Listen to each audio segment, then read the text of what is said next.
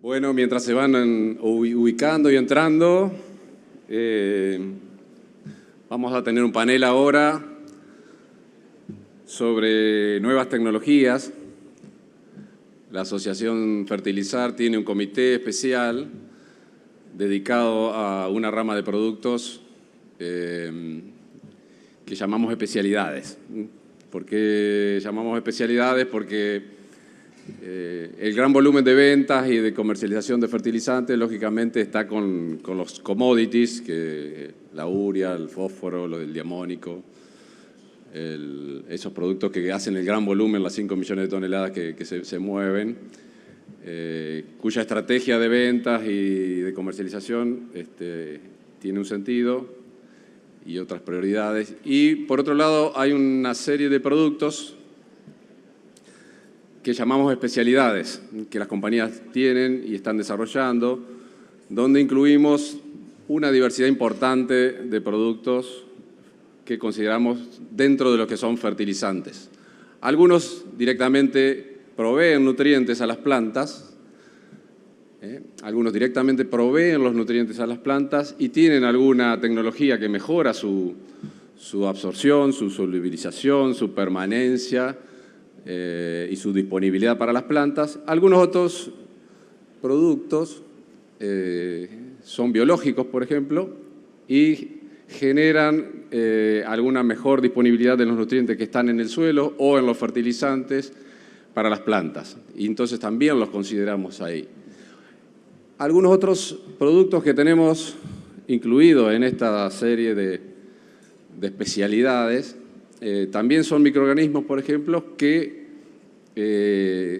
provocan en la planta algún cambio, algún metabolismo que le facilita la absorción o la extracción de los nutrientes de la planta y un mayor crecimiento también. Así que tenemos una diversidad de productos que incluimos dentro de esta línea de especialidades. Tenemos también las hormonas que me comentaba Patrick, no están incluidas en otros países dentro de los fertilizantes.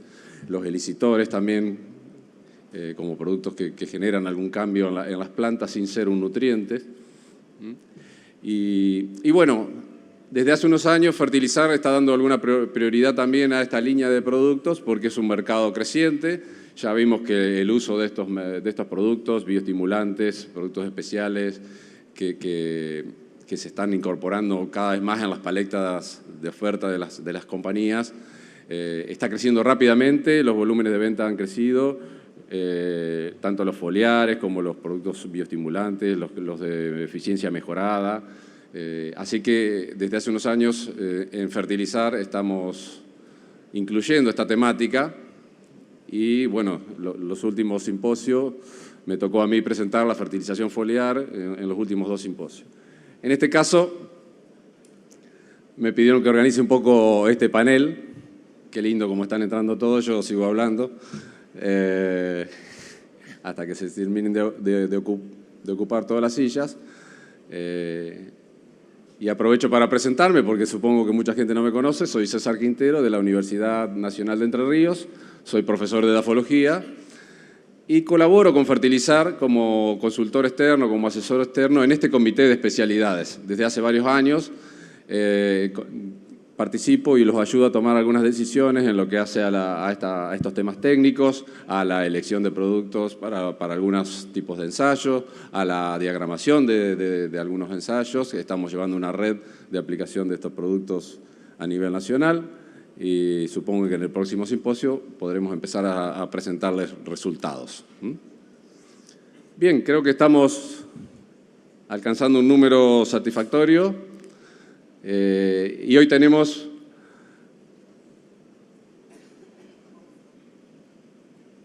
un panel de lujo. Esto ha cobrado importancia, por suerte, el comité de especialidades. Y hemos considerado que necesitábamos ampliar un poco más el tiempo que le dedicamos en el simposio, entonces tenemos un panel específico con 3 expertos que los voy a invitar a subir ya, Esteban. Por favor, si quieren subir, yo los voy a presentar. Come here.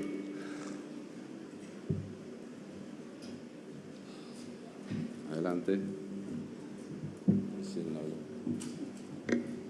Bien. Bueno.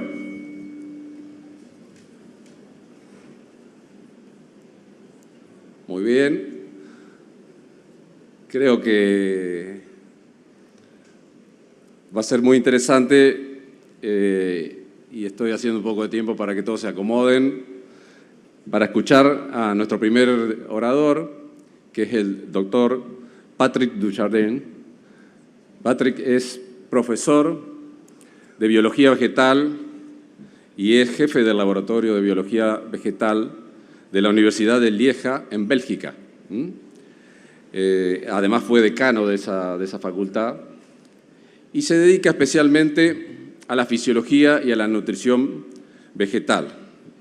Y se ha centrado en los últimos años en los bioestimulantes microbianos y no microbianos. O sea que es un experto de máximo nivel que tenemos hoy sentado acá y ustedes pueden escucharlo de primera mano. Él ha sido presidente de los últimos congresos y del cuarto congreso mundial de bioestimulantes que se realizó en Barcelona y participa en la organización de estos congresos, donde también ha coeditado libros y trabajos científicos sobre estos temas. Y participó también asesorando a los comités que hacen las regulaciones para este tipo de productos en la comunidad de la Unión Europea. O sea que es un consultor y referente de este tema a nivel europeo y mundial muy reconocido. Él dice acá que dedica su vida profesional a la producción, el uso y el intercambio de conocimientos y experiencias en biología vegetal y biotecnología. Por otro lado, tenemos dos grandes y reconocidos especialistas locales, el doctor Fernando Salvagiotti, que es ingeniero agrónomo de la Universidad de Córdoba, es máster en producción vegetal por la Universidad de Buenos Aires y doctor en ciencias del suelo de la Universidad de Nebraska. Es investigador en nutrición vegetal y fertilidad de suelos, del Grupo de Manejo de Cultivos, Suelo y Agua del INTA Oliveros.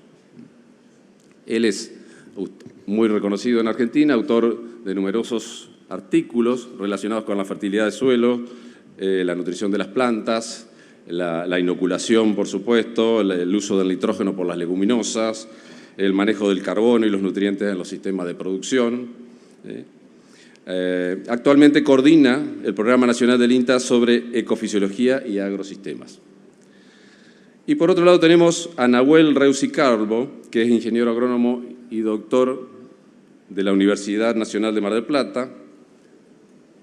Actualmente es investigador independiente del CONICET, es profesor adjunto de grado y posgrado en la Universidad de Mar del Plata también, en ciencias agrarias, y colabora también como profesor invitado en la UBA y en la UNE. Se desempeña como editor asociado de la revista Ciencia del Suelo y es consultor para empresas, grupos CREAS y APRESID. Se destaca por su participación en diversos eventos científicos, por la formación de recursos humanos y cuenta con diversas y numerosas publicaciones nacionales e internacionales en fertilidad de suelos y nutrición de plantas. Muy bien, Patrick, creo que tenemos una audiencia numerosa, ansiosa de escucharte. Por favor. El micrófono para Patrick.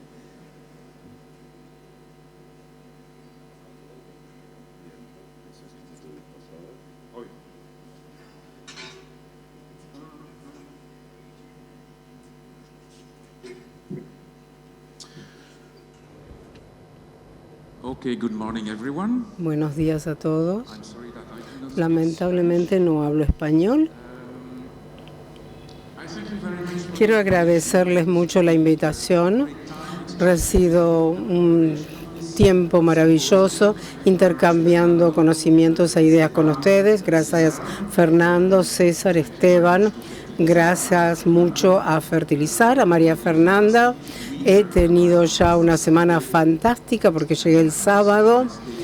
Ya he pasado varios días visitando distintos lugares, personas, lugares de investigación, la Universidad de Río Cuarto. Estuvo con Fabricio, mi amigo de Río Cuarto. que también participó de la organización de mi estadía aquí en Argentina. Quiero hablarles sobre los bioestimulantes. Es el tema de mi charla. El título es cómo aprovechar los beneficios potenciales de los bioestimulantes vegetales. Primero, quiero ayudarlos a entender un poco mejor el concepto de bioestimulantes. Ustedes saben qué son. Uso esta palabra y probablemente ustedes saben que son aminoácidos, ácido húmico, fúlvico y también algunos microbianos. Es decir, hay una diversidad de sustancias, de microorganismos. Pero primero me gustaría delinear el concepto de la bioestimulación de plantas. Para eso quisiera empezar haciendo un paralelo con la nutrición humana. No sé qué es lo que ustedes desayunan. Yo normalmente copos de avena me gustan. Y estos copos de avena tienen muchas funciones. Por supuesto, si nos referimos al contenido nutricional, vemos que tienen azúcares, también minerales, calcio, zinc, sodio.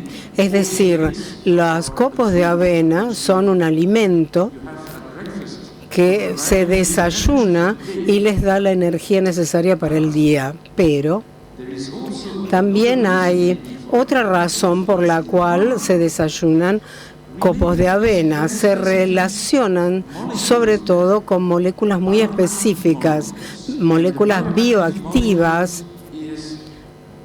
que es el beta-glucano.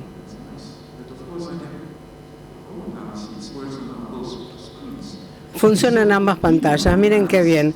Los beta-glucanos o el beta-glucano son moléculas compuestas de glucosa que tienen vínculos o enlaces específicos que se encuentran en la avena, y es una molécula que tiene una función fisiológica específica, con un efecto fisiológico específico en el cuerpo, que es reducir el nivel de colesterol. Esto está apoyado por muchos artículos de la bibliografía, lo cual es importante. En Europa esto ha sido revisado por las autoridades de inocuidad y seguridad alimentaria, una de cuyas funciones es validar las ideas de que algo es saludable. Entonces, si en el paquete de avena ustedes ven que dice baja el colesterol, necesitan que la autoridad, los expertos en seguridad alimentaria, aseguren que eso es cierto después de una cantidad de pruebas y de análisis, para que se pueda incluir en el paquete la frase que dice reduce el colesterol. Yo diría que esta es la manera en que nosotros deberíamos seguir con los bioestimulantes vegetales. Es decir, ver cuáles son los efectos fisiológicos que esperamos y cómo los validamos a estos efectos. ¿Cuál es la literatura científica que apoya el claim, lo que decimos, a lo cual le llaman claim, reclamo? Cuando hablamos de esta avena o de alguna molécula con efectos fisiológicos específicos, hablamos de alimentos funcionales.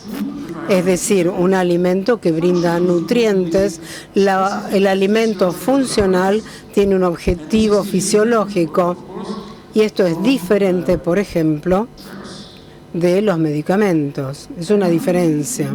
Creo que podemos hacer un paralelo entre los fertilizantes vegetales que proveen nutrientes, porque así definimos los fertilizantes cuya función primaria es suministrar nutrientes. Los bioestimulantes tienen una función primaria que no es la de suministrar o proveer nutrientes. Por supuesto que vemos estos nutrientes, pero no es el principal objetivo al usarlos.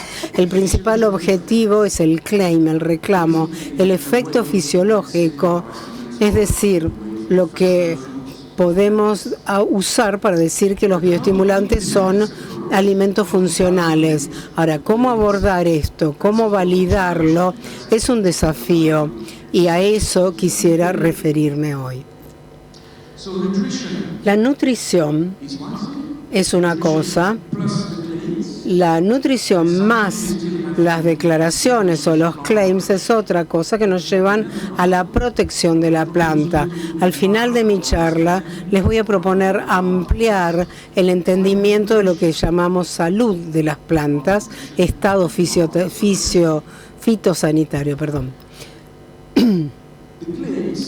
La declaración son la base de la definición de bioestimulante vegetal en las normas europeas. Tenemos una norma adoptada en 2019 que entró en vigor en 2002 y ahí definimos, por primera vez aparece una definición de bioestimulante vegetal en las normas. Lo importante es que podemos leer la definición en pantalla, pero quisiera destacar que el bioestimulante se define por la función agrícola, lo que llamamos la declaración, y hay 4 declaraciones que lo identifican, porque mejoran la eficiencia en el uso de nutrientes, la tolerancia al estrés abiótico, mejoran las características de calidad y aumentan la disponibilidad de nutrientes confinados en el suelo o en la rizósfera. Por lo tanto, el primer mensaje que quiero dejarles es que los bioestimulantes en las normas europeas y en otras también se definen por no por su composición, sino por sus declaraciones, es decir, por lo que se declara que hacen, por lo que hacen en la planta y también en el suelo e indirectamente en las plantas. También es importante entender que el mecanismo de acción no es necesariamente conocido. Uno puede aplicar un bioestimulante vegetal en el mercado europeo sin definir detalladamente el modo de acción, lo cual es una gran diferencia con los productos de protección de plantas. Porque si no hacemos ese detalle del modo de acción, ese producto, ese PPP, no va a ser aceptado en el mercado. Con los bioestimulantes, y esto para mí es una dificultad, porque no es obligatorio detallar el mecanismo de acción, pero sí hay que validar lo que se declara que hace, hay que dar datos que respalden lo que se dice que ese bioestimulante hace. No solo en Europa tenemos estas definiciones que se basan en lo que se declara que hace el producto, sino también en la OCDE, también en el Comité Técnico ISO, que definen los bioestimulantes vegetales de la misma manera. Es esencialmente la misma definición: disponibilidad de nutrientes, absorción o eficiencia de uso, tolerancia al estrés abiótico y el abiótico, lo cual también aparecía en la definición europea. Quiero destacar que no hablamos del estrés biótico, sino del abiótico. Y también se menciona el rendimiento en esta definición, no se lo menciona como algo que se declara en la definición europea, pero si pasamos a estrés biótico, bueno, ahí va a haber un incremento en el rendimiento. Hay que pensar que el rendimiento, hay que ver qué importancia tiene la definición de bioestimulantes. Esta regulación europea no la voy a detallar, pero creo que contiene algo interesante. En esta norma hay dos listas, dos categorías. La primera lista es la que define la función del producto. El fertilizante, el producto fertilizante se define a partir de sus funciones y la principal es que fertiliza. Es decir, el fertilizante es una categoría de producto fertilizante y lo primero que hacen es suministrar nutrientes. Después hay otros productos, otras funciones, el encalado, por ejemplo, mejora del suelo. Y vemos el PFC 4, son los bioestimulantes, el número 6. Ahí están los microbianos y los no microbianos. Y la otra lista de categorías es lo que llamamos los componentes, los materiales de los componentes. Esto se refiere a qué usamos para hacer el fertilizante, cuál es la materia prima.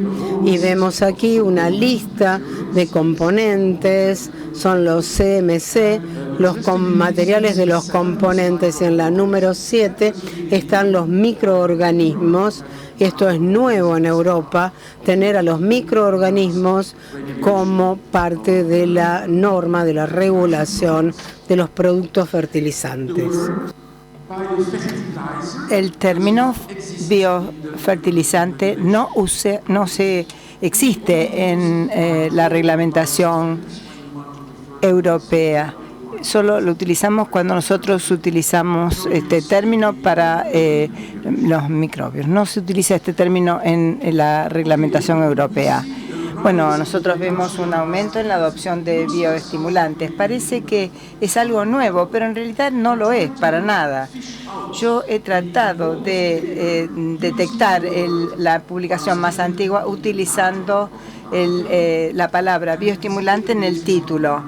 Y este es una publicación de 1991, más de 30 años atrás, el uso de bioestimulantes orgánicos como para ayudar a la agricultura sustentable con bajos insumos. Aquí utilizan mezclas de extractos de algas, ácidos húmicos, vitaminas, aplicados a diferentes semillas, utilizando también las semillas de pinos. Viene de la Universidad de Yale y ellos demostraron que podían promover el crecimiento de las plantas, aunque nosotros reducíamos el suministro de fertilizantes, y de esta manera lo que hacían era compensar con estos bioestimulantes. No es que aportan nutrientes los bioestimulantes, sino que aumentan y optimizan la eficiencia del uso del aporte de nutrientes. Y esto pensaron que era interesante para promover la agricultura con bajos insumos, más sustentable. Entonces, estas ideas que nosotros comentamos acerca de los bioestimulantes fueron formuladas hace más de 30 años atrás. Y estos autores, Russo y Berlin, proponen una definición de los bioestimulantes. Son productos que no son fertilizantes, sino que tienen un efecto positivo en el crecimiento de las plantas, sin que sean fertilizantes. Es decir, estoy traduciendo de español a inglés a mis propias diapositivas. Gracias por la traducción. Y nosotros tenemos otra definición un par de años después por otros pioneros del Instituto Politécnico de Virginia, en la Universidad de Estados, Sun y Smith, que estaban tratando de trabajar en el césped, y ellos encontraron que los ácidos húmicos y extractos de algas son beneficiosos para estas vegetales, y proponen estas definiciones. Son materiales diferentes de los fertilizantes que promueven el crecimiento de las plantas cuando estos se aplican en cantidades diminutas. Esto realmente es interesante. Nosotros estamos aportando 2 o 3 kilogramos por hectárea, cantidades ínfimas, y después de semanas vamos a observar que hay un efecto. Este efecto no se puede explicar por el aporte de nutrientes. Tiene que haber algo más. Lo que ellos proponen es que probablemente existen hormonas allí. Y sí, por supuesto que hay hormonas en los extractos de algas. Son importantes para la actividad, pero no solo es esto. No solamente vemos el contenido de hormonas, pero también la capacidad de la sustancia como para poder modificar el metabolismo de las hormonas, la biosíntesis de las hormonas por la propia planta. Y hay otros efectos también, como la estimulación de los antioxidantes, tal como se demostró en muchos casos anteriormente. Muy bien, entonces es muy antiguo, pero es claro de que existe un aumento en el éxito de los bioestimulantes, incluidos en las publicaciones científicas. Aquí podemos ver el número de artículos publicados en la base de datos de Scopus. Aquí son journals de revisión por expertos y analizan la cantidad de artículos que utilizan planta y bioestimulantes. Estos dos términos, estamos hablando de plantos, es decir, en palabras clave, título o en el resumen. Aquí podemos ver este aumento increíble, adopción fantástica de este término después de 2012. ¿Por qué 2012? Bueno, por aspectos convergentes. Quizás aquí me falta un poco de humildad, pero en 2011 la Comisión Europea me solicitó que realice una investigación bibliográfica con respecto al concepto de bioestimulante, porque la industria estaba como presionando con respecto a este concepto. Queríamos tener una categorización en los productos fertilizantes y la reglamentación.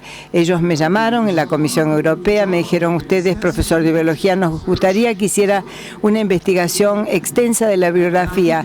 Y entonces realicé este estudio, presenté un informe en 2012. Este informe fue también presentado en el primer Congreso Mundial de Bioestimulantes que se realizó en 2012 en Estrasburgo, y en realidad hubo como si fuera las luces apuntaron a la palabra bioestimulantes y los profesores dijeron: ¿qué está pasando? Yo he trabajado en la rizobacteria promotora de crecimiento vegetal y algo importante está ocurriendo con respecto a la innovación y el desarrollo de nuevos productos, y en 2019 adoptamos esta norma europea después de haber estado hablando por un par de años acerca de la definición y la adopción. Pero por supuesto también el mercado está creciendo, y creo que Manuel Cervera de Hamtrimmer me dio esta diapositiva. Aquí podemos ver el crecimiento a nivel del mercado. Están extrapolando a lo mejor demasiado, pero lo que es claro es que el crecimiento del mercado realmente está claro, es contundente. ¿A qué nos referimos cuando hablamos acerca de bioestimulantes? Bueno, aquí solamente estamos viendo los bioestimulantes no microbianos. Podemos ver que tenemos los extractos de alga, los ácidos orgánicos, el ácido húmico, fúlvico y también los aminoácidos y los péptidos. Si nosotros tomamos, esto es la mayoría de los del mercado de los bioestimulantes, pero tenemos una categoría en crecimiento y podemos ver que hay nuevos productos que están apareciendo, pero definitivamente los ácidos húmicos y fúlvicos y el extracto de algas son las categorías principales que observamos. Muy bien. Pero nuevamente vemos un artículo publicado en 1993, en donde están estudiando los bioestimulantes. ¿Qué es lo que están haciendo? Esta publicación, este artículo, no solamente se refiere a los bioestimulantes, sino a los fitoquelatos. ¿Qué tipo de moléculas naturales producidas por las plantas pueden unirse a los microquelates, a complejos, que pueden mejorar la eficiencia del uso de estos bioestimulantes? Y aquí pueden ver la oración que yo he resaltado en amarillos. un desempeño de producto poco uniforme en el campo ha sido el factor principal que limita la aplicación de bioestimulantes en agricultura y en horticultura. Esta publicación data de hace 30 años atrás y podemos decir que actualmente este es el problema principal en la acción inconsistente del producto en el campo. Es decir, a veces no hay efecto alguno. Y esta es la vida real. Lo que vemos aquí es que tenemos 73 estudios de campo, tenemos semillas de trigo de invierno a base de ácidos húmicos y fúlvicos, diferentes países europeos, diferentes suelos, diferentes variedades y ambientes. Y aquí podemos ver el aumento del rendimiento. Hay una variación tremenda y esto viene de una carpeta comercial. Entonces la empresa está complacida, está contenta con los resultados. A veces tenemos un rendimiento positivo, pero a la izquierda también podemos ver que en algunas casas hay penalidades con respecto al rendimiento. Entonces es muy importante comprender la fuente de estas variaciones. Les propongo entonces ver un metaanálisis publicado en la bibliografía, en donde tenemos dos publicaciones, una sobre bioestimulantes no microbianos y el otro es sobre bioestimulantes microbianos. Vamos a comenzar con el bioestimulantes no microbiano, un análisis publicado en 2022 de colegas de Bélgica de la Universidad de Ghent. Y bien, los resultados es que generalmente podemos observar que hay un aumento promedio en el rendimiento de 17,9%. Pero, por supuesto, a lo mejor tenemos un problema aquí. Cuando publicamos algo en una revista de expertos, es muy fácil publicar si tenemos un resultado positivo. Si no hay resultados, hay muy pocas revistas que van a estar interesadas en publicar estos resultados negativos. Hay un sesgo probablemente aquí. Lo más importante es cuando vemos estos efectos positivos, ver cuáles son los principales beneficios, en qué condiciones. Básicamente los tratamientos de suelo son más beneficiosos que los tratamientos foliares y de semilla. Comparar hortalizas con granos, cereales, legumbres, frutas y también saber qué condiciones de cultivo subóptimas existen. Todos los trabajos miden el rendimiento, que es la medida de todos los trabajos, es la referencia, y se observa una tendencia estadística.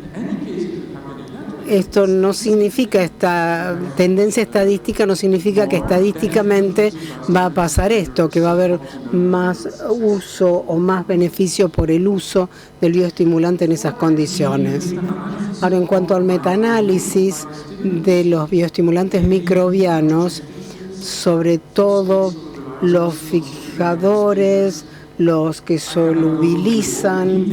No puedo entrar en todos los detalles de esta diapositiva, pero quiero que lean el trabajo para ver los detalles. Hay efectos positivos también sobre el rendimiento y también sobre la eficiencia de uso de nitrógeno y de fósforo. La eficiencia de uso del fósforo tiene un aumento general de 7,5 kilos de rendimiento por kilo de fósforo y en nitrógeno la eficiencia aumenta 5,8 kilogramos de rendimiento por kilo de nitrógeno. También algunas condiciones para lograr estos beneficios: clima árido, bajo contenido de fósforo o un menor contenido de materia orgánica o un pH que no es óptimo. Quisiera hacer una pregunta. ¿El rendimiento es la mejor manera de medir? ¿Es la métrica correcta? Es importante por distintos motivos, porque el productor necesita conocer el rendimiento, también porque voy a hacer una comparación con distintos estudios, pero quiero insistir en el hecho de que los bioestimulantes se definen por lo que declaran que hacen. Entonces, ¿qué tenemos que medir?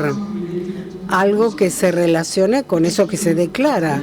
que en definitiva va a dar un mayor rendimiento. Pero no hay que olvidarse de lo que se declara que hace el bioestimulante. Por ejemplo, se declara que tiene tolerancia al estrés abiótico.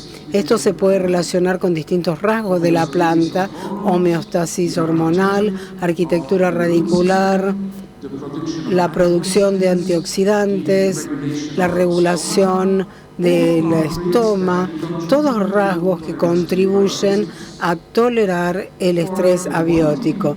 En cuanto a los rasgos de calidad del cultivo, tenemos la fenología, el contenido proteico del grano, el contenido fenólico de las frutas, etc. En cuanto a la eficiencia en el uso de nutrientes, depende de la arquitectura radicular, de la actividad radicular, de la distribución de nutrientes en la planta, si se movilizan mejor, sí o no, de las hojas senescentes a las hojas más nuevas. Y también en cuanto a la disponibilidad de nutrientes confinados, bueno, esto va a depender de la solubilización de fósforo, del reclutamiento de microbios que van a tener efectos positivos en el suelo y del ciclo del nutriente. Básicamente, entonces, tenemos que hacernos estas preguntas, buscar estos detalles y mecanismos para entender cómo funciona el producto. Este es uno de los mensajes que quiero que se lleven. Los bioestimulantes se definen por sus efectos, por lo que declaran que son capaces de hacer, pero tienen que ser una definición técnica, un tema técnico. Primero hay que definir el tema técnico, el problema técnico, para luego darle una solución técnica.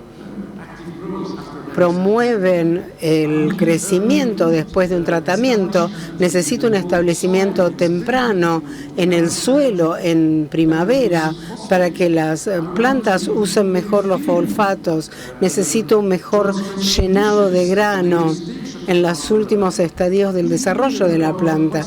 Hay que tener en claro cuál es el problema que quieren resolver. No hay una solución universal en los bioestimulantes. Con permiso de ustedes, quiero citar a Séneca, este filósofo estoico. Y él dijo o escribió esto en una carta. Él dijo: si uno no sabe hacia qué puerto navega, ningún viento es favorable. Antes está en latín. Ahora lo está repitiendo en inglés. Si uno no sabe hacia qué puerto navega, ningún viento es favorable. Me encanta esta frase. Hay que saber hacia dónde se va. Después se puede evaluar el éxito del entorno o del producto que van a utilizar para llegar a ese puerto. Bueno, vamos a situarnos o situar los bioestimulantes pensando en el uso eficiente del nitrógeno. Tenemos pérdidas en el entorno, componentes volátiles, amoníaco, óxido nitroso, también la lixiviación. Estas son las principales fuentes de pérdidas. Queremos mejorar la eficiencia del uso de nitrógeno, por eso hay que mejorar la cantidad de nitrógeno que usa la planta y no lo pierde en el ambiente. Ahí hay distintas opciones, lo que llamamos las 4R, que van a trabajar qué tipo de fertilizante, en qué momento, dónde y cómo. Esas son las 4 R's que vienen de Wright en inglés. Lo que hacemos aquí es controlar la liberalización de los fertilizantes, que va a ser la fuente de nutrientes para la planta, para que hagan la absorción de nutrientes. Hay que entender cómo se liberan este fertilizante, hay que estabilizarlos, inhibir la ureasa, la nitrificación, ralentizar el proceso para que la planta pueda utilizar lo que está disponible, que después vamos a tener la desnitrificación, la lixiviación. Es otra tecnología que podemos usar.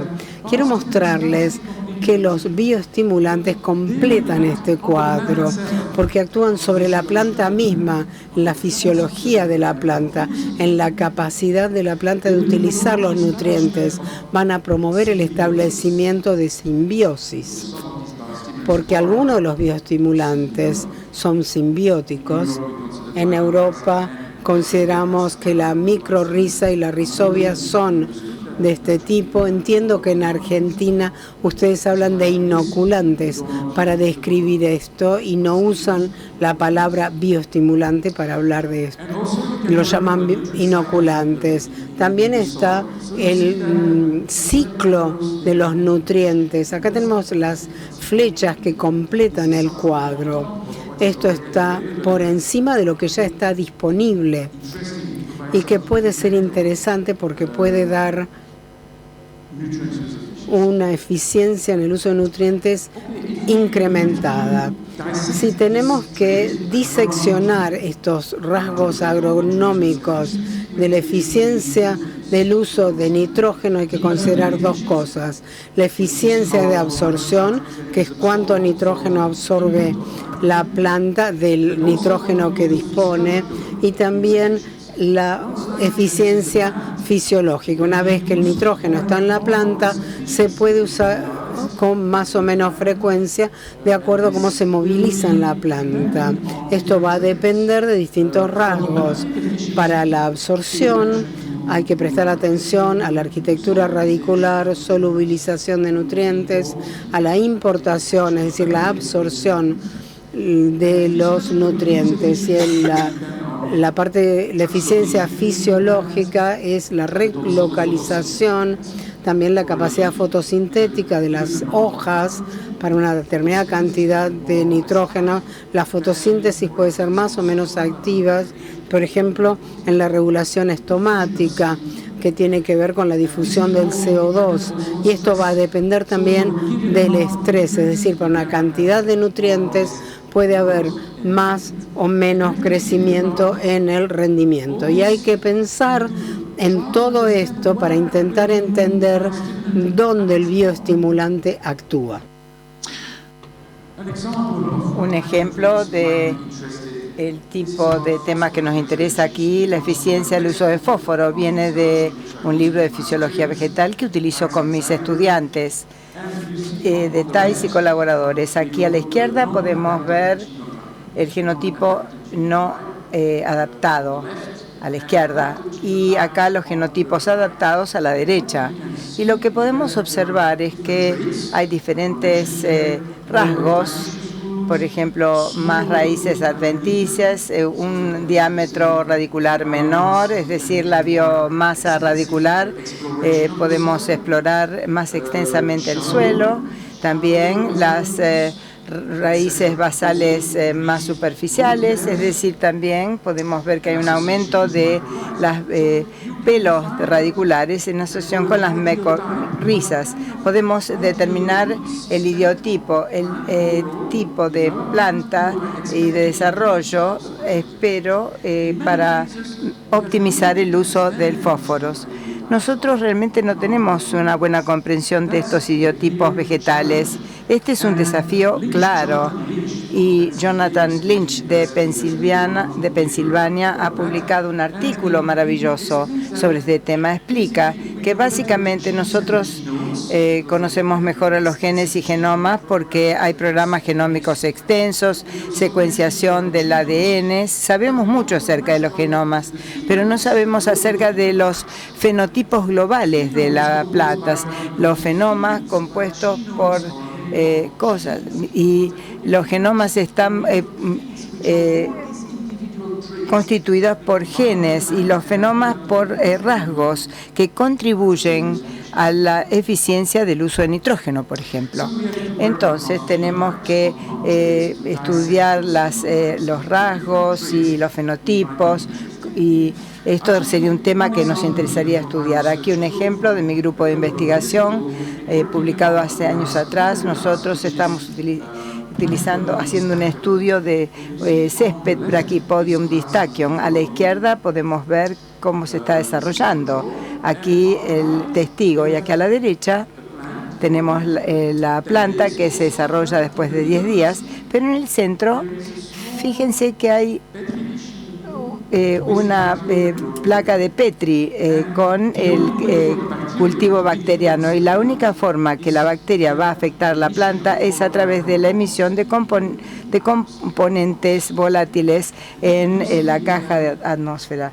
Y aquí a la derecha podemos ver que la gramínea desarrolla más raíces, más ramificaciones. El fenotipo es totalmente diferente al testigo. Esto no significa que este producto esto va a ser un bioestimulante, no quiero decirles eso. Lo que demostramos en el laboratorio es la bioactividad. Esto actúa en este rasgo. Pero ¿cómo podemos combinar esto para poder lograr el tipo ideal, lo que nosotros queremos para mejorar la eficiencia del uso de fósforo? Por supuesto, tenemos que recorrer un largo camino para esto. No solamente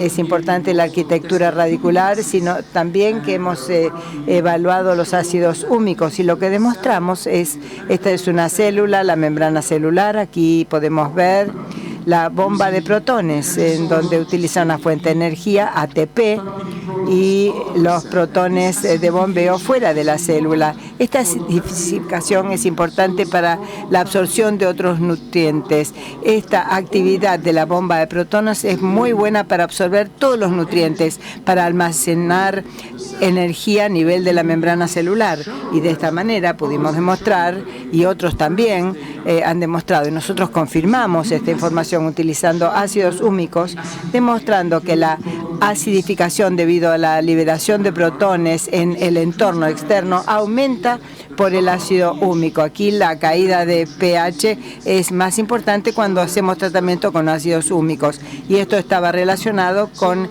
la actividad de la bomba de protones. No solamente es importante la arquitectura radicular, que está afectada por esto, pero sino también vemos actividades importantes para la absorción de nutrientes, que también se controlan bajo este entorno. No tengo tiempo, ¿no? ¿Cuántos minutos tengo? Bien. La segunda declaración que quiero compartir con ustedes es la tolerancia al estrés abiótico. Tenemos que ayudar a la planta a enfrentar situaciones de estrés. Pero tengan cuidado, nosotros podemos manejar la planta de diferentes maneras. Podríamos cebar la planta, ayudar que la planta esté preparada para la situación posterior de estrés. Tenemos que tratar antes de que ocurra el estrés. También podríamos tener tratamiento de la planta durante el periodo de estrés, tratando de provocarla, las especies de oxígeno activa durante una situación de estrés. Y también podríamos ayudar durante la fase de recuperación, como volver a hidratar los tejidos vegetales, como eliminar algunos daños a nivel de la membrana celular y demás.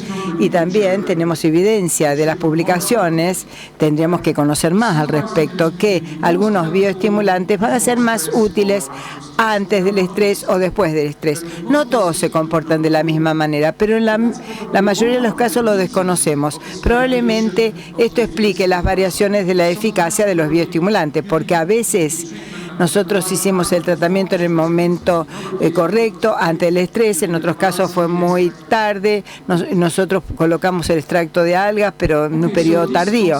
Entonces, este concepto de los aliviadores o las moléculas de estrés que ayudan a enfrentar estas situaciones de estrés en las plantas no es muy nuevo. Yo tomé esta publicación del 99, como vemos, la glicina betaína es un componente antiestrés que está utilizado en diferentes bioestimulantes, ayuda a la planta a manejar, por ejemplo, el estrés producido por la sequía. Esto significa, bueno, creo que nosotros podemos relacionar el uso de bioestimulantes con la agricultura de precisión y la comprensión que nosotros tenemos con respecto al estrés que experimenta el cultivo, la heterogeneidad del cultivo. No todas las plantas se van a estresar de la misma manera. en la superficie del cultivo. Por lo tanto, como para poder optimizar el uso de los bioestimulantes, creo que la relación con la agricultura de precisión probablemente sea un camino a seguir. Y también hay investigación más amplia. Aquí podemos ver el ecotron. Tenemos una planta en Gembloux, en la facultad de que depende de la Universidad de Liège, donde yo trabajo.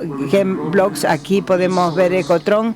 Nosotros podemos cultivar plantas en un entorno altamente controlado, como para poder aplicar el tratamiento y luego también aplicar estrés, diferentes combinaciones, diferentes momentos, y de esa manera logramos estudiar la respuesta al estrés.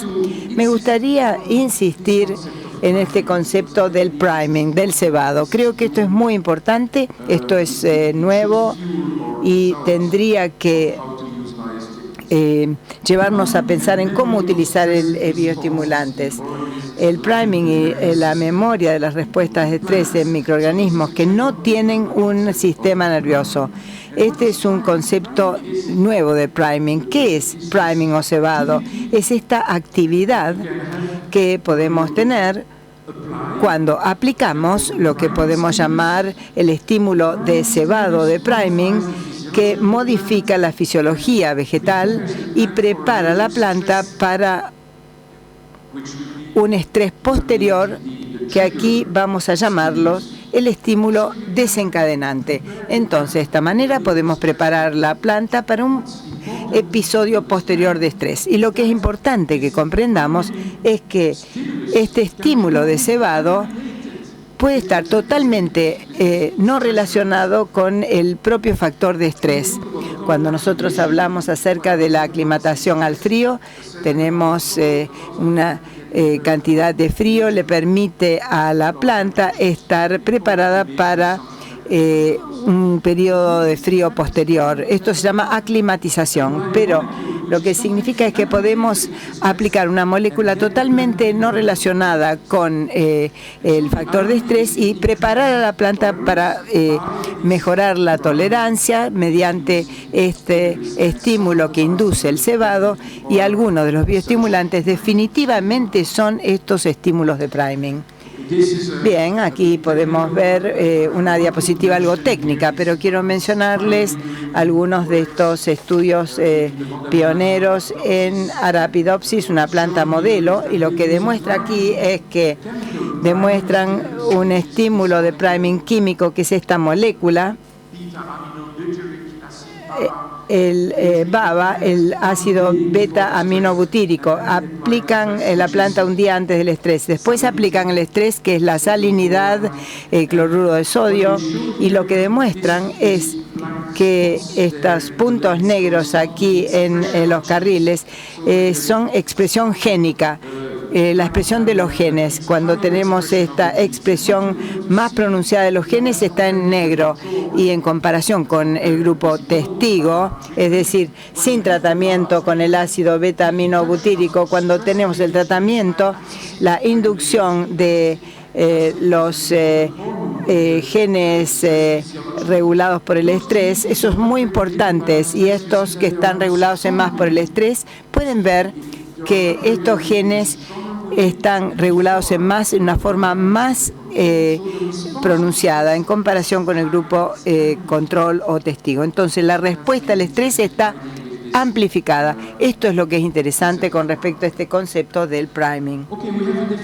Tenemos una definición que me gustaría proponerles para la nutrición vegetal. Yo creo que la nutrición no solamente se trata de la adquisición de nutrientes inorgánicos o de componentes básicos, pero también de sustancias orgánicas que viene, por ejemplo, de extractos de alga, que le va a permitir a la planta llevar a cabo sus funciones fisiológicas que apoyan el crecimiento, el desarrollo y la salud. La nutrición es la absorción de estas moléculas bioestimulantes que van a impactar en la fisiología. Quiero concluir diciendo y proponerles que quizás una nueva forma de comprender la salud vegetal, la sanidad vegetal, si nos referimos a la sanidad vegetal en las regulaciones europeas, es básicamente ausencia de enfermedades. Es decir, como para mejorar la sanidad vegetal, vamos a aplicar productos que protegen a las plantas. Pero si nosotros nos referimos a lo mejor a una definición más positiva a la sanidad vegetal, es la capacidad de llevar a cabo sus funciones fisiológicas a lo mejor de su potencial genético. Esto significa que podemos mejorar la sanidad vegetal, no solamente colocando productos de protección vegetal, sino también bioestimulantes, como para manejar el estrés biótico y abiótico. Bueno, cuidar las plantas es más que curar las plantas. En inglés suena mejor. Estas diapositivas solo indican los rasgos de calidad que pueden también manejarse mediante bioestimulantes. Y voy a concluir que es importante para los productores. Me parece que tenemos que tener una evidencia agronómica sólida y fuerte que establezca los objetivos para los cuales usamos los bioestimulantes. Necesitamos una evidencia clara que se base en protocolos y en datos que estén certificados por autoridades competentes, oficiales, y tenemos que garantizar que los bioestimulantes realmente resuelven los problemas técnicos que encontramos. En Europa tenemos un sistema que se basa en estándares, no voy a entrar en detalles porque no hay tiempo, pero prácticamente hemos adoptado estándares que describen protocolos con definiciones, con un diseño estadístico, y para las empresas, para comercializar un producto, tienen que brindar los datos y tenemos que notificar a las autoridades y verificar que todos los componentes de la calidad que hay que certificar están ahí.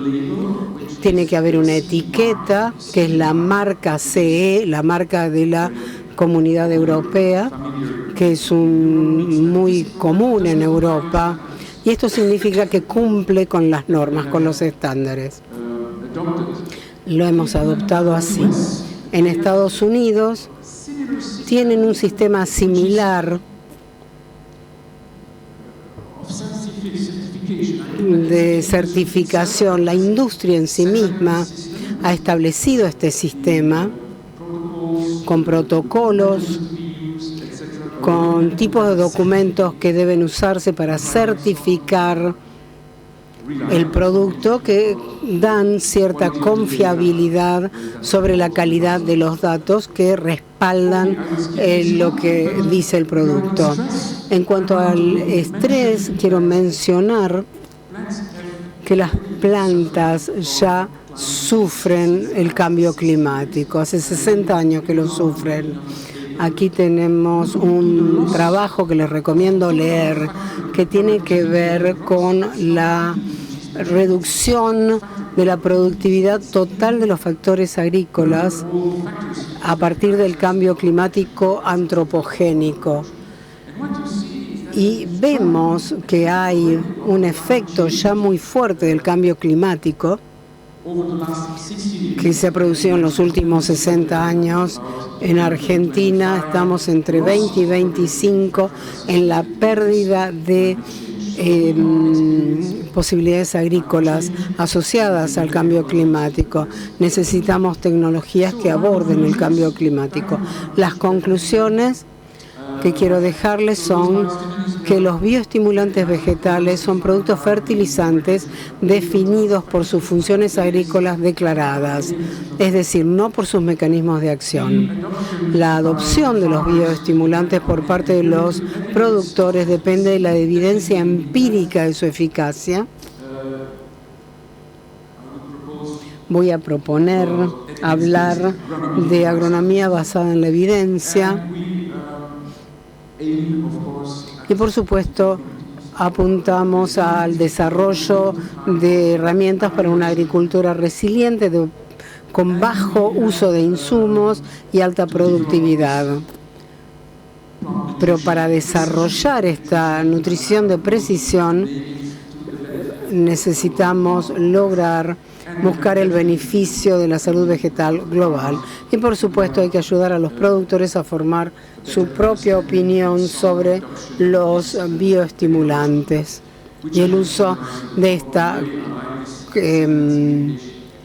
tecnología. Les dejo una oración en inglés, que la prueba está en qué gusto tiene el budín cuando uno se lo come.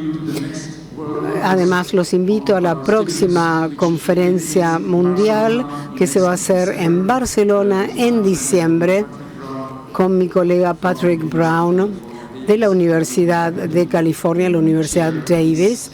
Voy a compartir con él esta conferencia. Todos van a ser bienvenidos. Gracias por su atención y perdón si me pasé un poco con el tiempo.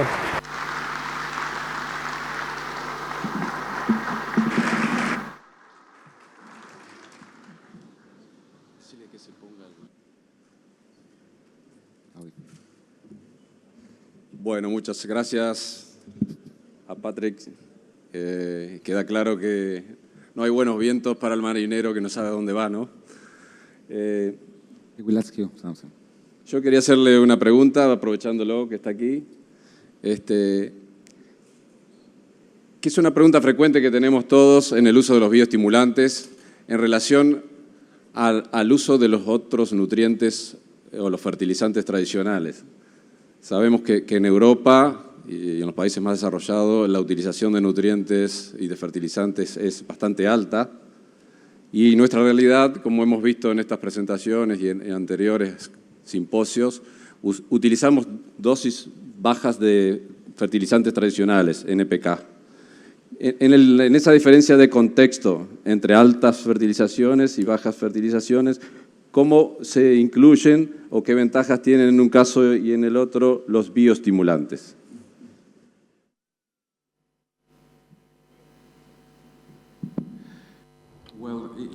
Bueno, queda claro que uno de los resultados esperados es la eficiencia en el uso de nutrientes, pero no en todos los casos se mejora la eficiencia en el uso de nitrógeno. Los bioestimulantes queremos que se usen.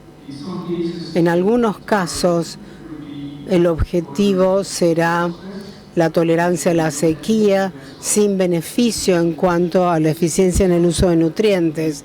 Es algo que hay que respaldar con el conocimiento del bioestimulante, pero en algunos casos esto se puede fijar como objetivo una reducción del 25% la dosis del fertilante y compensarlo con el uso de bioestimulantes.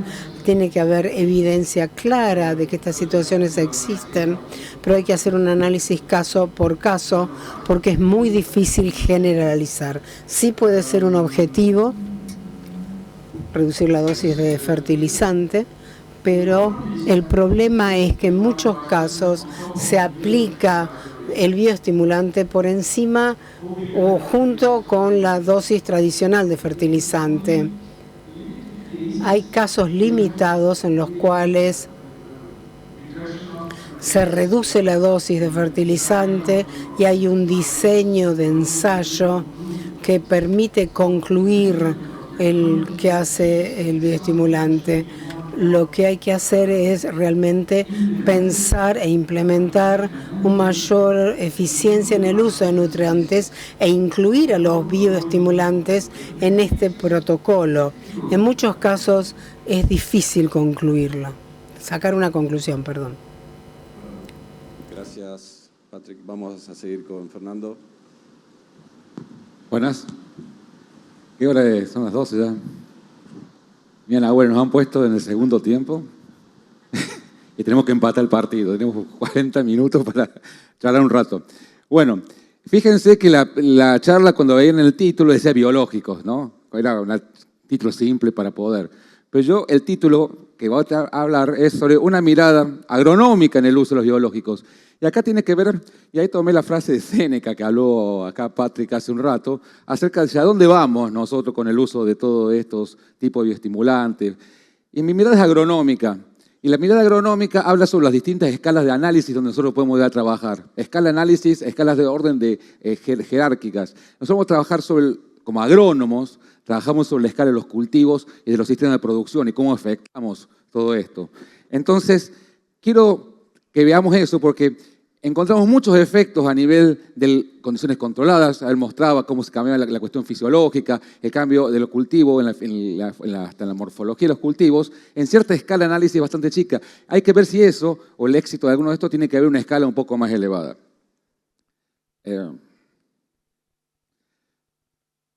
Les juro que el fondo es negro, como suelo hacer, pero básicamente lo que está hablando ahí es de los desafíos que tenemos en el manejo de los agroecosistemas nosotros, y hablando de la globalidad para ubicarnos hacia dónde vamos con todo esto.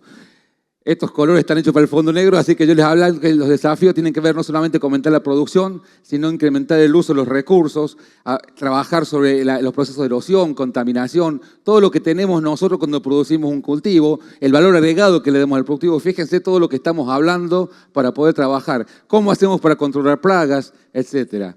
Entonces, todos esos son los desafíos, es la escala agronómica a donde yo estoy trabajando, ¿no? Y yo le voy a pasar 3 o 4 slides rápidas, porque la hemos visto o la han visto a lo largo de esta. Fíjense que también los fondos son oscuros acá, pero básicamente ya vieron los mapas de nutrientes. O sea, una de las cuestiones limitantes que nosotros tenemos en la producción, en nuestro sistema de producción pampeano o extrapampeano, es la disponibilidad de nutrientes. Nosotros tenemos deficiencia de nutrientes, tenemos deficiencia de fósforo, tenemos baja contenido de materia orgánica, tenemos cambios en el pH. Eso hace que disminuya nuestro valor nutricional. Un aspecto que tenemos desde el punto de vista para el manejo de los nutrientes. El otro aspecto tiene que ver con que tenemos brechas de rendimiento que tenemos que cerrar.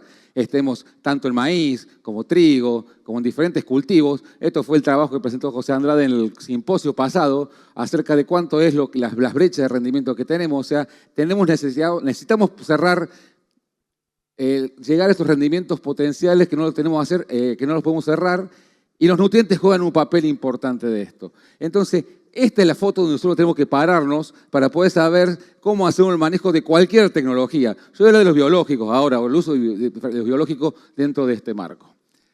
Y además, este es un trabajo que está en publicación, que lo está haciendo Juan Pablo Monzón en un grupo, acerca de cuando combinamos las brechas de nutrientes, que es lo que está en el gráfico de abajo, o sea, la diferencia de rendimiento que no podemos alcanzar, ¿no? La limitación por nutrientes es, si esa brecha yo tengo una deficiencia determinada y no puedo llegar a hacer, va a tener un balance negativo, entonces tengo un mapa de deficiencia de nutrientes. Tengo brechas de producción y tengo brechas de nutrición. Ya lo hemos hablado acá con las diferentes charlas acerca de cómo es necesario tener que poder hacer, porque nuestros suelos tienen deficiencia en algunos nutrientes. ¿Está? Este es el marco, este es el campo de juego en el que tenemos que nosotros poder empezar a trabajar y sobre el que vamos a ver qué tecnologías podemos llegar a aplicar. Además de todo esto, tengamos en cuenta la demanda de los nutrientes. Acá les puse 3 ejemplos. Lo que está puesto en estos 3 gráficos son gráficos que siempre mostramos en las clases de nosotros de fertilización, o para mostrar que nos muestra el rendimiento en función de la disponibilidad del nitrógeno en este caso. Yo lo pongo acá para ver que hay diferentes demandas. Y acá arriba tienen la soja, tenemos la arveja, que son 2 leguminosas, tenemos el maíz, que no es una leguminosa. La adquisición de ese nitrógeno va a ser diferente. Aún cuando las demandas son diferentes, casi necesitamos 80 kilos de nitrógeno para producir 1 tonelada de soja, 20 en el caso del maíz, pero esos 80 kilos, la mitad, y ya vamos a ver, viene de la fijación biológica. Entonces, tenemos diferentes demandas, tenemos diferentes cultivos, y así tenemos que manejarlo de forma diferente y vamos a tener diferentes impactos, ¿no? Entonces, nuestra brecha nutricional, la brecha nutricional que vamos a tener, va a depender evidentemente de la fertilidad del suelo, o sea, de la capacidad que tenga nuestro suelo, va a determinar del potencial de rendimiento del cual yo esté trabajando, que nos va a estar dando cuánto es máxima extracción de nitrógeno, y además de el aporte de los microorganismos simbiontes si empezamos a pensar en leguminosas como arvejas, soja, vicia, etcétera, cualquiera que estemos haciendo. Y abajo dice en la pared amarilla, dicen hay otras fuentes que nos pueden llegar a brindar nutrientes. Vamos a charlarlo eso, vamos a charlarlo rápidamente en los minutos que nos quedan acerca de cómo podemos hacer el manejo nutricional de todos estos nutrientes. ¿Queda claro? Porque hablo rápido yo, ¿no? Pero Y bueno, cuando empezamos a hablar y metemos los microorganismos al medio en el juego, que esto nunca lo tuvimos en cuenta, que traje un grafiquito para ver las interacciones que existen entre los microorganismos. Y sabemos que cuando hay una planta, en las raíces se genera ese espacio cercano a la raíz, que es la rizósfera, donde se benefician las relaciones entre microorganismos específicos que la planta quiere, no cualquiera. Quedan los que la planta selecciona para poder evolutivamente realizarla. Y tenemos macrofauna, tenemos patógenos también, que pueden estar trabajando, hay microorganismos promotores del crecimiento, hay un montón de microorganismos, hay nemátodos, la planta produce exudados, están las micorrizas, que también son unos hongos que entran en simbiosis con la planta, un montón de interacciones biológicas que en la nutrición clásica hace 30, 40 años no se lo tenía en cuenta, ¿no? Pero hay que ver el rol relativo que tienen estos roles.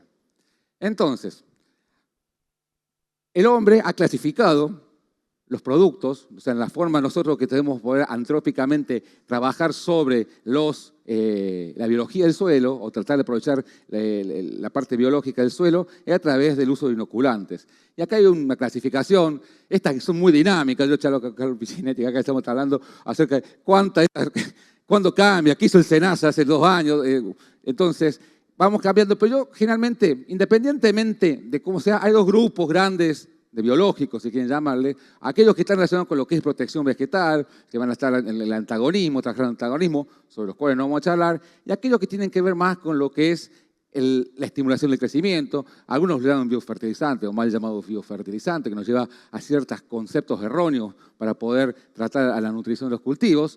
Y bueno, de ahí empezamos a ver algunas funciones que pueden llegar a tener, como la fijación biológica, la solubilización de fósforo, y vamos a tratar de charlar sobre el grupo que está a mi izquierda y supongo también a su izquierda. ¿Estamos? Vamos a charlar eso rapidito. Y acá les cuento, de vuelta el negro, nunca más pongo dos fondos negros, ¿no? O cambiamos el proyector. Un inoculante microbiano, porque es la herramienta agronómica que yo tengo para trabajar sobre los biológicos, es un producto elaborado con microorganismos vivos, simbióticos, benéficos, seleccionados, que por su actividad metabólica contribuyen positivamente a la nutrición de los cultivos debido al aporte directo de nutrientes. Es todo un trabajo previo al desarrollo del inoculante, seleccionar cuál es la cepa más eficiente y es la que nos va a dar, y lo que usamos normalmente, usamos un inoculante, atrás de ese inoculante hay un montón de laburo atrás para poder saber cuál es hasta el medio donde se está desarrollando. Lo que sí sabemos, o lo que sí se sabe, es que los microorganismos asociados, o estos que están cerca de la rizósfera, pueden tener efectos promotores en el crecimiento. Perdónenme Y esos efectos promotores del crecimiento tienen que ver, que una bacteria que es una promoción del crecimiento, tiene que ver que la bacteria tiene diferentes procesos que hacen esa promoción del crecimiento.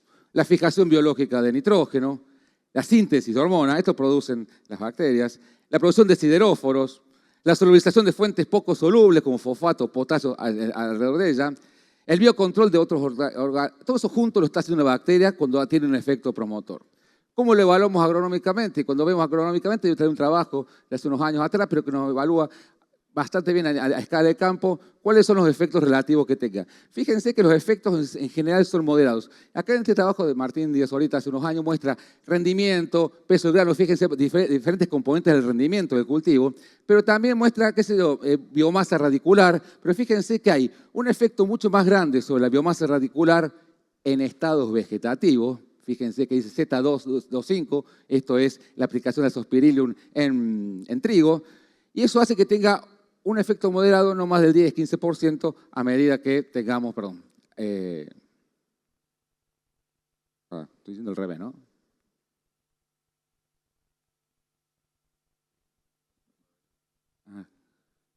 Se está spoileando.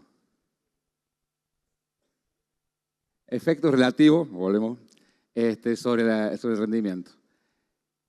Y fíjense que diferentes factores de manejo en este trabajo muestra, pero fíjense que los incrementos que se obtuvieron a campo para la aplicación de Azospirillum van entre el 7 y 10% en algunos parámetros, un poquito menos el rendimiento. O sea que no podemos esperar unos grandes incrementos como tenemos cuando tenemos una deficiencia nutricional bastante grande. ¿Está? Ese es el primer concepto, efectos moderados, hay efectos en el crecimiento, la planta crece un poquito mejor.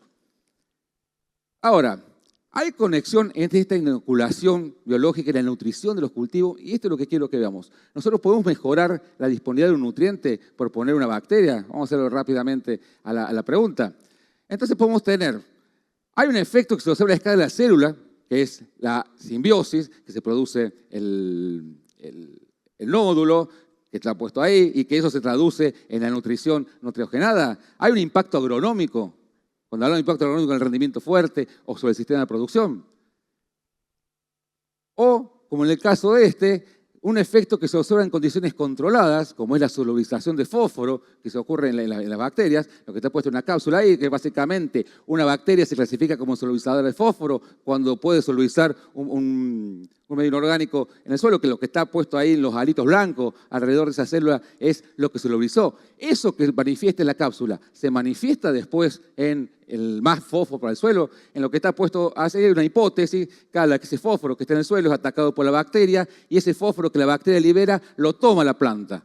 ¿Puede ser eso o no? Vamos a retomar este concepto. Pero fíjense que hay un efecto directo con la fijación biológica, la toma del aire, y tiene una estructura biológica, una morfológica para poder trasladar eso y transformarlo en nitrógeno o algo que está y se está asociando.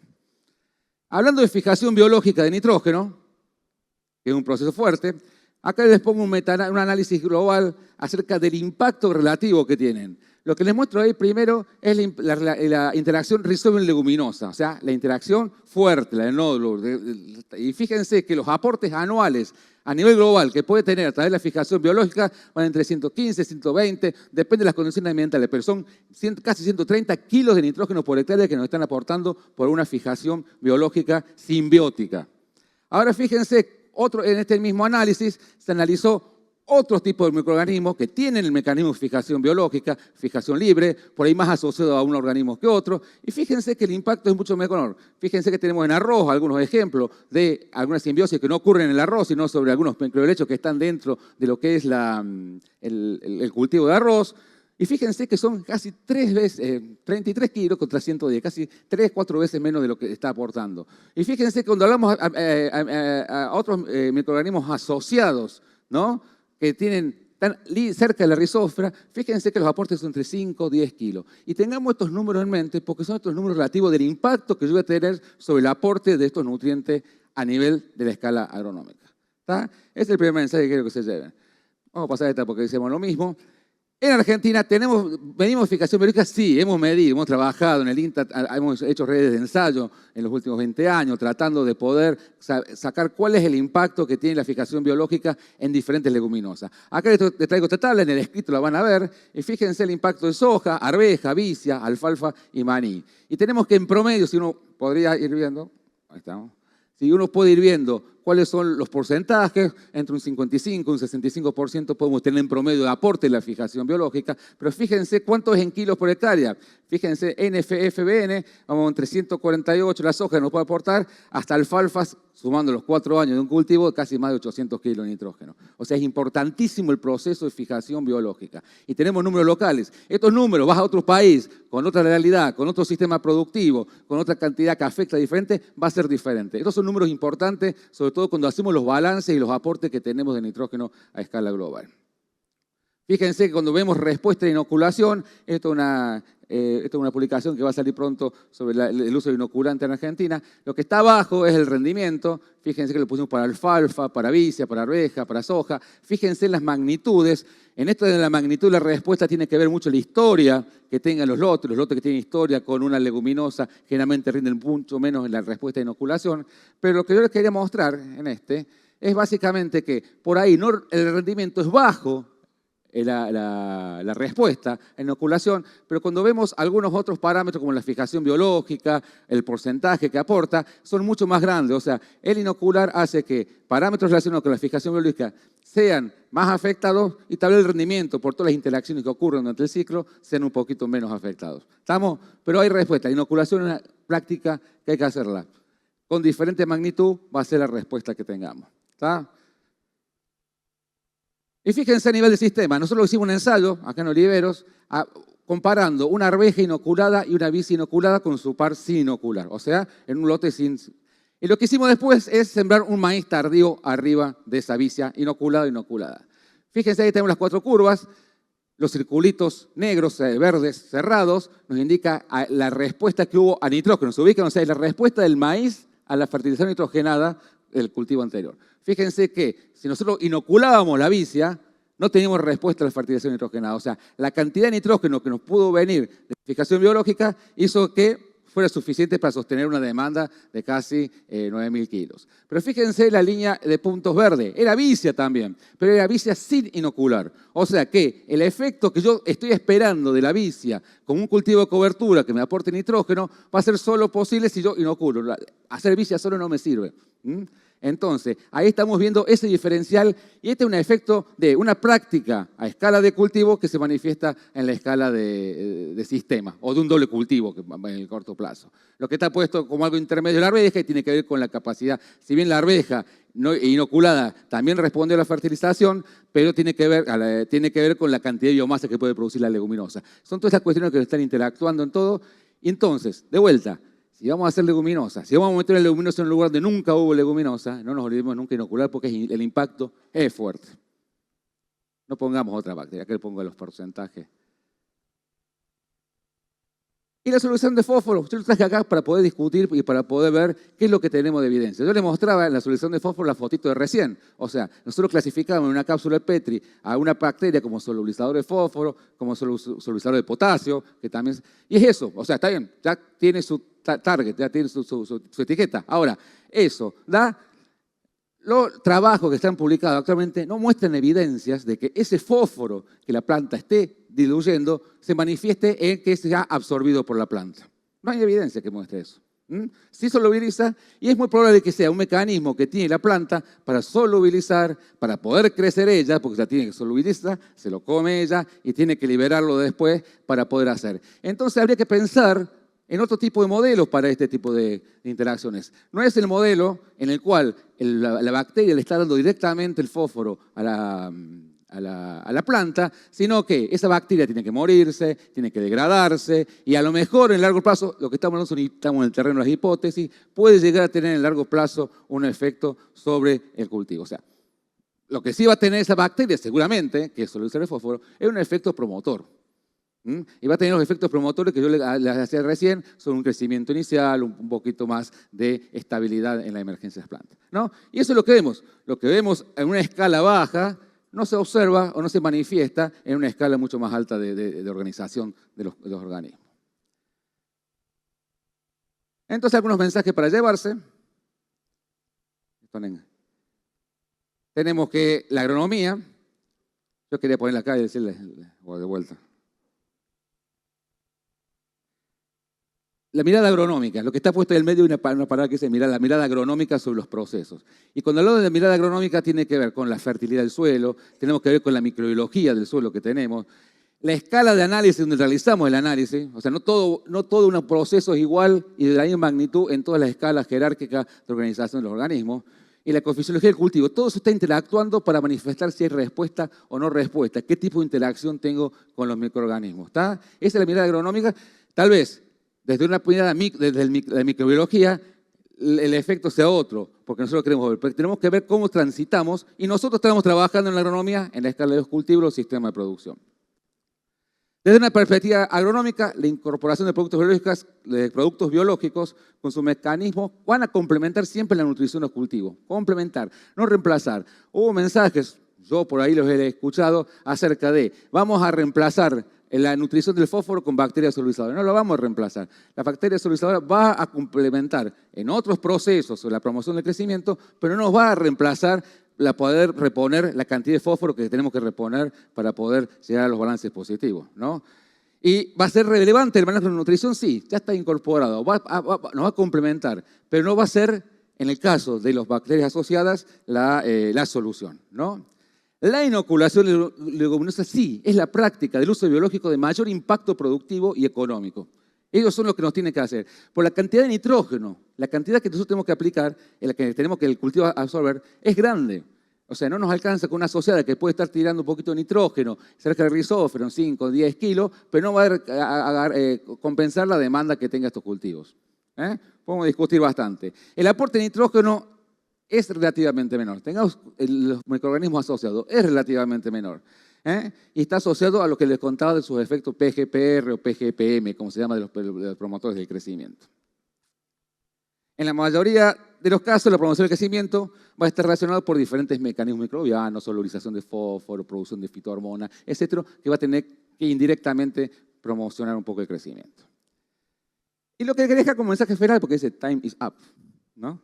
La rotación de los cultivos, incluyendo diversas especies, y ocupando el suelo con raíces y rizósferas diferentes, van a ser la clave para modificar los microbiomas del suelo. No vamos a modificar los microbiomas o ese conjunto de microorganismos que están asociados a un cierto cultivo solamente metiéndose externamente. Tiene que ver con el desarrollo. Y para eso le quiero mostrar evidencia. Fíjense, este es el ensayo de rotaciones que nosotros tenemos en Olivero. Son después de 13 años nosotros de poder realizar. Fíjense una de las primeras 4 columnas. Lo que está puesto acá son todo, a través de análisis de ADN podemos determinar cuáles son los diferentes filos que tienen las diferentes especies de bacterias que había en el suelo. Y fíjense que, si agarramos las primeras 4 columnas nomás, te muestra un índice de intensificación, va desde 0,39, que es un monocultivo de soja, hasta un 0,80, que va incrementando el porcentaje de gramíneas. Pero fíjense que la barrita celeste, en la medida que estamos nosotros yendo hacia la derecha, en esa intensificación, en esa mayor diversificación, es un poquito menor. Es un poquito menor. Significa que aumenta la variabilidad. O sea que los microbiomas nosotros los vamos a estar modificando en base a cómo manejamos nuestro sistema de producción.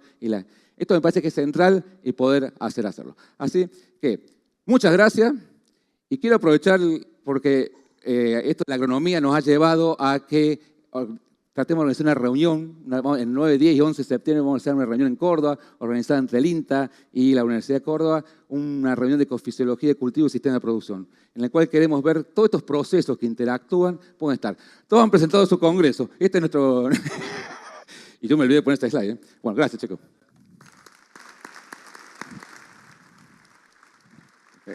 20 minutos. Continuamos con Nahuel. Dejamos las preguntas para el mano a mano. Tranquilo, bueno, Nahuel. Vale, gracias. Bueno, buen día, buenas tardes a todos. 2 mensajes antes de empezar. El primero, no se vayan, porque recién Esteban me dice que hay un premio para el que se quede al final del panel. Es muy bueno el premio, así que yo les recomiendo que no se vayan. Y bueno, arrancando porque ya estamos en el alargue. ¿No? Sí. Quedan 19 minutos, dice acá. Primero agradecerle obviamente al comité organizador de Fertilizar, a María Fernanda, a Esteban, a Fernando, al presidente de Rotondaro por la invitación. Y segundo, pedirle disculpas a Emilio, que es el camarógrafo, porque va a pasarla mal estos próximos 20 minutos, porque no me voy a quedar quieto. Así que bueno, te pido disculpas, el que avisa no traiciona. La idea que preparamos o que nos pidieron y que lo hice en forma conjunta con Paula Iglesias, que es tesista de doctorado de nuestro grupo, es hablar de fertilizantes de eficiencia mejorada. ¿Ah? Y nosotros le pusimos esto desde la teoría a la práctica. Eso que nos gusta bastante del grupo, bueno, esto del paper al lote, bajar un poco la información. Y la hoja de ruta, un poquito de esta presentación en estos 19 minutos es, bueno, pensando un poco en esta nutrición especial, primero, ponernos de acuerdo. Hablemos el mismo idioma. ¿Qué entendemos por fertilizante de eficiencia mejorada? Después, por un tema de tiempo, vamos a ver qué hay a nivel global, enfocado en nitrógeno, en fertilizante de eficiencia mejorada, y ya después nos vamos a meter en los sistemas de producción de Argentina, enfocado también en nitrógeno y particularmente en el maíz. Obviamente que seleccioné nitrógeno y maíz por la importancia de ese nutriente, pensando en cerrar las brechas de rendimiento que teníamos, que ayer hablaron y que hoy Fernando les mostraba también. Y por último, bueno, no nos quedemos solos con tecnologías de insumos, que hace referencia a esto, sino tratar de integrar o qué información tenemos pensando en integrar tecnologías de insumos con tecnologías de procesos o de conocimientos, son tecnologías prácticamente de costo cero, y qué impacto de eso tiene. ¿Ah? Y último, vamos a ir cerrando con algunas consideraciones finales. Entonces, vamos a empezar con qué entendemos con fertilizante de eficiencia mejorada, para qué sirven, y acá si uno revisa la literatura internacional va a haber distintas definiciones, ¿no? Seguramente si buscan y le piden ayuda a la inteligencia artificial, que todo se habló ayer y se sigue hablando, qué entienden por fertilizante de eficiencia mejorada, va a haber muchas definiciones. Yo me quedé con una. Y con esa definición que marcamos específicamente 2 cuestiones. ¿Tá? Los fertilizantes de eficiencia mejorada son formulados pensando en aumentar la disponibilidad de nutrientes reduciendo a partir de la reducción de pérdidas. ¿Tá? Pérdidas como gaseosas, que hoy hablaba algo Patrick, volatilization, desnitrificación, o por lavado, o por fijación. Y esto es importante porque el marco de estos fertilizantes son pensados en ser utilizados en ambientes con condiciones predisponentes a pérdidas. Y no se olviden de esto. Ahora, ¿cómo los clasificamos? Bueno, hay distintas clasificaciones, según hablemos nitrógeno, fósforo u otros nutrientes. Yo acá les traigo una. Y una de esas clasificaciones es, pensando en nitrógeno, tenemos aquellos denominados fertilizantes de liberación lenta, los polímeros, los estabilizados, los famosos inhibidores que ustedes escuchan muchas veces en el día a día, cuando prenden la radio. Para fósforo, ahí están los mismos, aparecen otros que son sinérgicos, los bloqueadores, los modificados químicamente. Y así podríamos seguir con los otros nutrientes. Hay una gran gama cuando uno ve la clasificación que existe en fertilizantes de eficiencia mejorada. Ahora, por un tema de tiempo nos vamos a concentrar, y por la importancia del nutriente en nuestro sistema de producción, nos vamos a concentrar en nitrógeno. Y cuando uno vuelve y revisa un poquito la información que hay en la literatura internacional, se encuentra en algunos trabajos de dudosa procedencia y también con los comentarios con algunos productores, asesores y comerciantes, con algunas afirmaciones como esta. Los fertilizantes de eficiencia mejorada pueden disminuir la dosis de fertilizante de un 10 a un 50%. Claramente todos acá se ponen contentos, ¿no?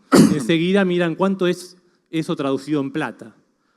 Bueno, nosotros un poco desde la academia e interactuando un poco siempre nos gusta, o a mí me gusta mostrar esto que dice, linda historia, mostrarme los datos. Y la idea de esta presentación es mostrarle algunos datos. ¿Qué evidencia científica hay a nivel internacional y a nivel nacional? Y eso, ¿qué nos puede llegar a, o qué efecto puede tener en nuestros sistemas de producción en nuestro día a día? Ahora, ¿qué hay a nivel global? Bueno, a nivel global, pensando en nitrógeno, hay muchísimas revisiones. Yo traigo una de las revisiones y en realidad en las revisiones que hay a nivel internacional hay muchísimas variables de respuesta que muestran esos trabajos del efecto de estos fertilizantes de eficiencia mejorada. Y yo, por un tema de tiempo, me concentré en dos variables. Emisiones de óxido nitroso, no por los kilos que perdemos, porque desde el punto de vista de kilos estamos hablando de 1 o 2 kilos por hectárea, no existe, es el error de la regulación de la fertilizadora, es mayor a eso, pero sí tiene un fuerte impacto ambiental y ayer nos mostraban el tema de huella de carbono, el doctor Bongiovanni. Y por otro lado, una variable más asociada a los sistemas, digamos, de producción, a la rentabilidad, que es el rendimiento. O sea, ¿qué impacto tiene en estos metaanálisis el uso de fertilizantes de eficiencia mejorada sobre el rendimiento de los cultivos? Sabemos que el rendimiento es el principal traccionador de los márgenes brutos de nuestro sistema de producción. Y hay trabajos nacionales e internacionales que muestran eso. Y cuando uno ve esto, en estos metaanálisis, ahí lo que les muestran es distintos fertilizantes de eficiencia mejorada, una variable a la izquierda de emisiones de óxido nitroso, a la derecha de rendimiento, y en síntesis el primer mensaje que les quiero dejar es que cuando uno revisa la literatura lo que observa es que en general estos fertilizantes, pensando en nitrógeno, son efectivos en reducir emisiones, en promedio, pero no causan ningún efecto sobre el rendimiento, en promedio. Ahora, cuando uno usa algún indicador de esa relación, como es la intensidad de emisión, cuánto emitimos por unidad de producto, claramente que favorecen eso, porque en realidad estamos reduciendo emisión. Este es uno de los metaanálisis más completos, lo pueden buscar, y en realidad hay otros más que más o menos muestran la misma tendencia. Ahora, ustedes podrían decir, bueno, pero ¿cuál sería la mejor combinación de inhibidores? ¿Cuál sería el fertilizante ideal? En realidad hay uno que aparece por ahí que dice doble inhibidor. Es la solución. Tenemos el inhibidor de la pérdida por volatilización y además le ponemos el inhibidor de la nitrificación y somos los mejores del mundo. Entonces yo agarré los metaanálisis sobre ese doble inhibidor y digo, bueno, a ver, ¿cuál es la efectividad con estas dos variables? Y ahí lo que muestran es que cuando uno analiza distintos suelos, condiciones, cultivos, observen que en realidad volvemos a ver dos cuestiones muy importantes como segundo mensaje de esta presentación. Primero, que no hay receta. Porque fíjense, según la condición de suelo, con el cultivo, el sistema de labranza, el efecto del inhibidor varía, del doble inhibidor, del fertilizante formulado con ese doble inhibidor. ¿Está? Entonces, la respuesta a este tipo de productos es sitio específica. Volvemos a la definición. Están pensados para reducir pérdidas. Tenemos que tener pérdidas. Y para que se pierda algo, tenemos que tener esos nutrientes. Y Fernando mostraba recién, Hernán mostraba ayer en los mapas de Argentina, es que cada vez tenemos menos nutrientes. Y las dosis son casi homeopáticas en algunos cultivos. Entonces tenemos poco para perder. Ahora, eso es más o menos lo que se ve a nivel global. Obviamente que hay muchísimos trabajos, muchísimos metaanálisis, pero me quedan 11 minutos. Vamos a Argentina. Nitrógeno en maíz. Ese es el contexto, como decía Fernando. ¿Cuál es el contexto? Y cuando uno se pone a hablar con asesores, productores, colegas sobre fertilizantes de eficiencia mejorada, aparecen dos grupos, yo le diría. Después tenemos los grises. El primero que te hace esto, y te dice, ¿de qué estás hablando? Y segundo te pregunta, ¿estás bien? Y después tenemos el otro grupo que yo digo que son los optimistas del gol. Los Palermo de la vida. Es lo mejor que les pasó a la vida a los fertilizantes de eficiencia mejorada. Y en realidad no es ni una cosa ni la otra, muchos estamos ahí en el medio. Y lo importante es, de vuelta, como mostraba recién Fernando, es en qué contexto estamos pensando en utilizar fertilizantes de eficiencia mejorada. Y el contexto es que vamos a sembrar maíz hoy y las dosis que ajustamos ya nos quedamos cortos. Después le ponemos por qué nos quedamos cortos. Pero tenemos brechas de nutrientes, brechas de nitrógeno en el cultivo maíz. Nuestros maíces, nuestros cultivos están limitados por nitrógeno. Entonces, podríamos pensar que en nuestros sistemas actuales ya somos muy eficientes en el uso de los nutrientes. Cualquier indicador de eficiencia global de nitrógeno que utilicemos nos va a dar que somos muy eficientes en Argentina en maíz, porque producimos en base a lo que nos da el suelo. Y eso lo muestra claramente los mapas de región pampeana, de ENEA y NOA. Queremos producir cada vez más granos y nuestros suelos están cada vez más degradados. Y no es solo nitrógeno para producir granos, porque eso también hay veces que se confunde. Si nosotros queremos construir materia orgánica en nuestros suelos, ¿se acuerdan de eso, materia orgánica? Clave, ¿tá? En esa fertilidad integral, física, química, biológica de nuestros suelos, necesitamos nitrógeno. No alcanza haciendo gramíneas nada más hambriadas de nitrógeno. ¿Tá? Entonces, ese es nuestro contexto en el cual pensamos en fertilizantes de eficiencia mejorada. Ahora, vayamos a qué información hay. Primero, hay información, decía Patrick, la importancia de los datos. ¿Qué información hay nacional respecto a fertilizante de eficiencia mejorada? Y en realidad, cuando uno revisa, pensando en maíz, uno de los trabajos que se hizo hace un par de años, compilado y realizado por Mirta Toribio, que debe estar por ahí. Mirta, parte de su tesina de especialidad en la UBA, lo que hizo fue, bueno, revisar en Argentina los trabajos que habían en maíz, en el cual se había evaluado urea y urea con inhibidor de la actividad ureásica. ¿Está? Se probó eso. Y habían 21 experimentos desde Salta hasta el sudeste de la provincia de Buenos Aires. Y ahí lo que muestra ese gráfico, sin entrar en mucho tecnicismo, son tres cuestiones. Principalmente el primer mensaje que dice arriba.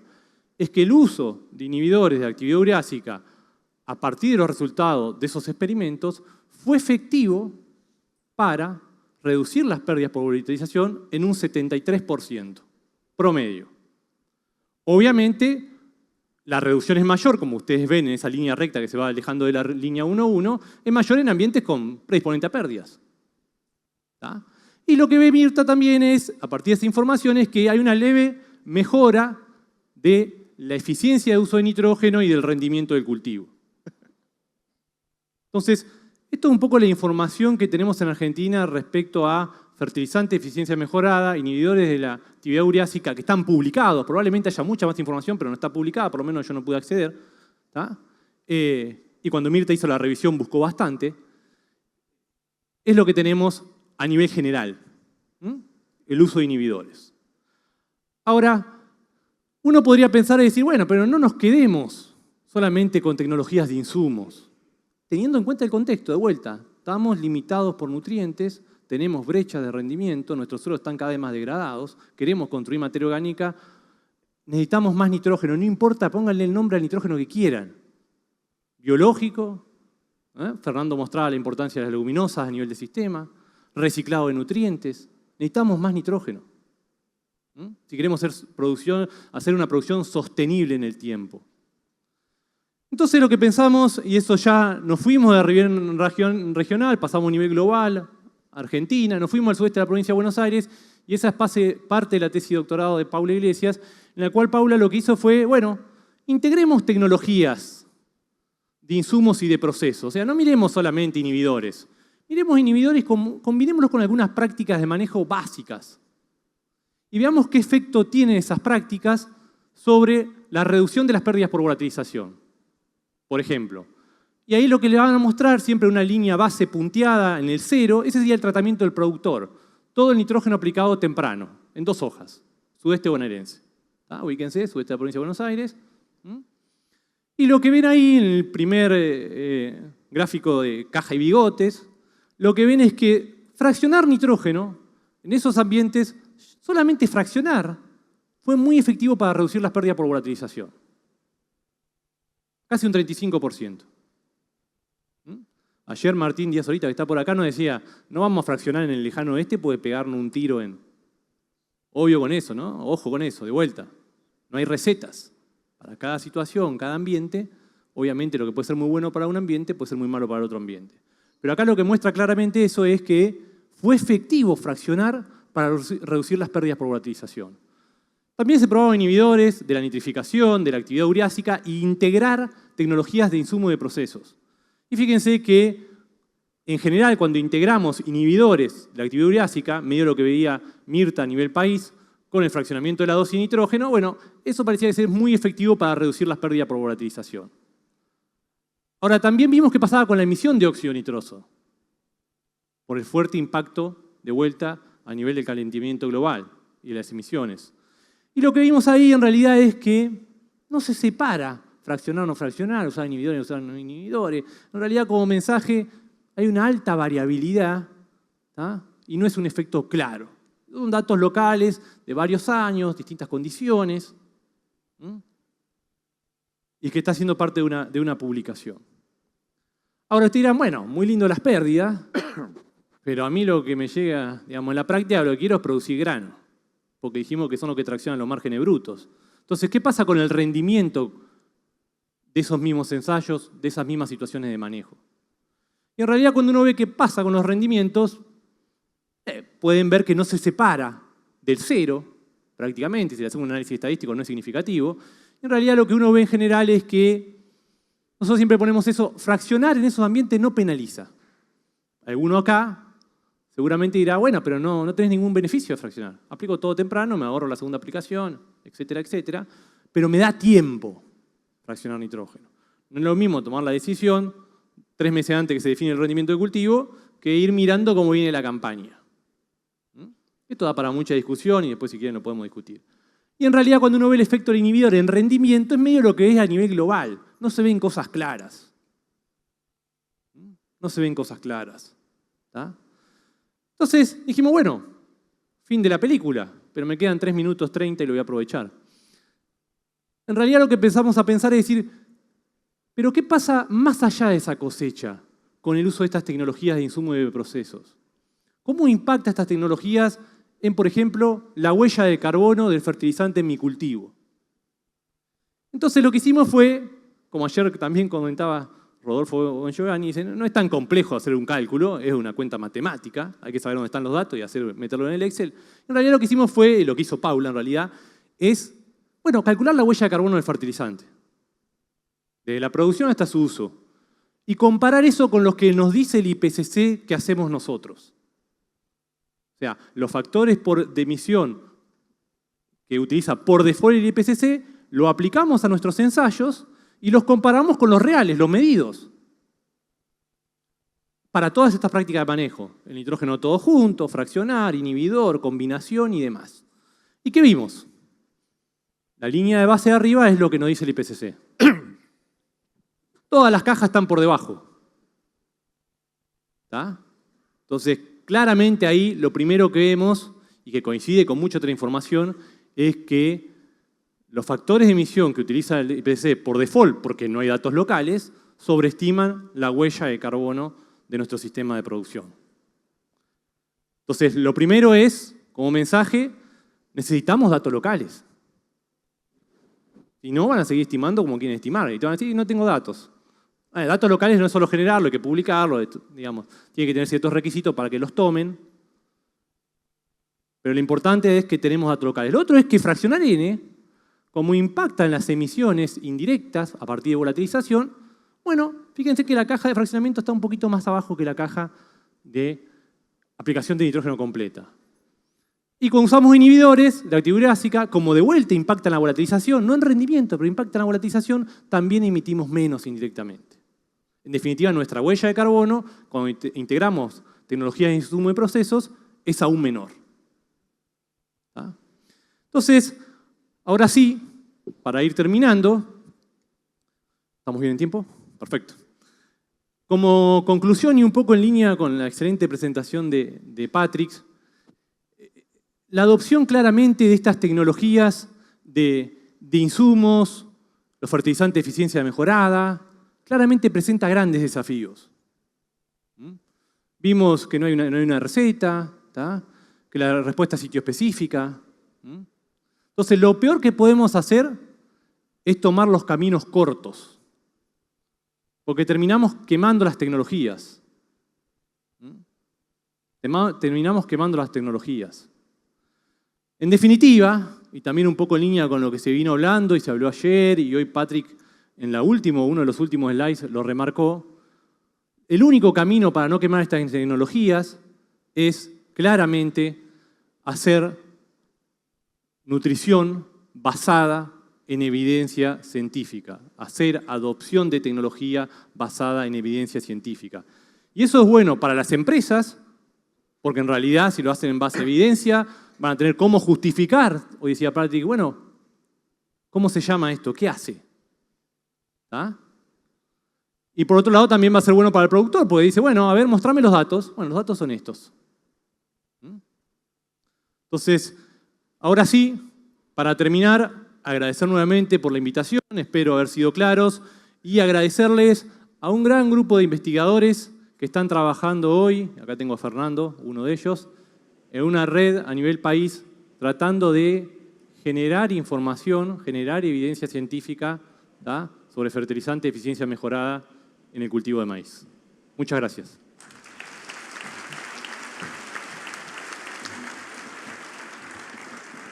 Bueno, muchísimas gracias a los presentadores y muchísimas gracias a Fertilizar por invitarnos.